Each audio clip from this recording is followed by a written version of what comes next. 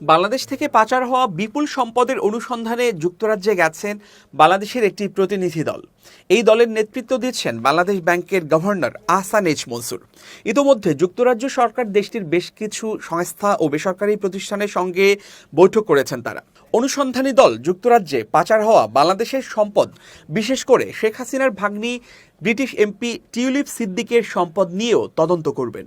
তবে ব্রিটিশ এমপিরা আশঙ্কা করছেন বাংলাদেশের অর্থ পাচার তদন্ত নিয়ে ব্রিটিশ সংসদ সদস্যদের বিভ্রান্ত করার চেষ্টা হতে পারে। তারা জানিয়েছেন, তদন্তে নেতৃত্ব দেয়া বাংলাদেশ ব্যাংকের গভর্নরের বিরুদ্ধে মিথ্যা ও বিভ্রান্তিমূলক তথ্য সংবলিত মেইল পেয়েছেন তারা। ব্রিটিশ সংবাদ মাধ্যম দ্য গার্ডিয়ানের এক প্রতিবেদনে বলা হয়েছে, বাংলাদেশ ব্যাংকের গভর্নর আহসান এইচ মনসুরকে নিয়ে সন্দেহজনক ইমেইল পেয়েছেন ব্রিটিশ এমপিরা।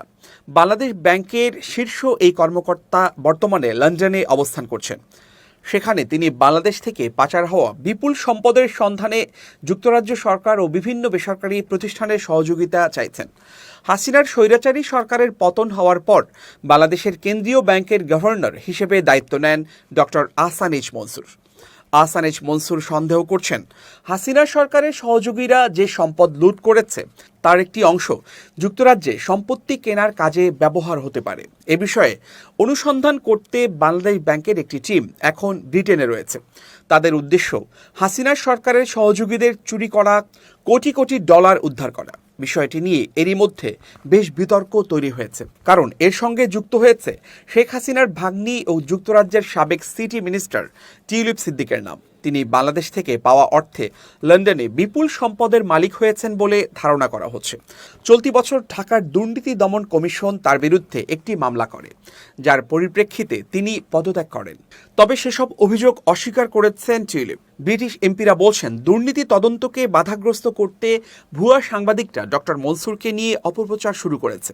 তারা আশঙ্কা করছেন, এতে বাংলাদেশকে ব্রিটেনের সহায়তা করার প্রচেষ্টা আরও জটিল হয়ে উঠতে পারে।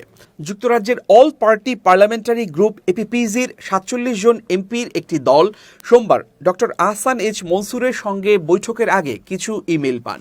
কিছু ভুয়া ছবি ব্যবহার করে ভুয়া সাংবাদিক পরিচয়ে বিভ্রান্তিমূলক তথ্য দেয়া হয় ওই মেইলে।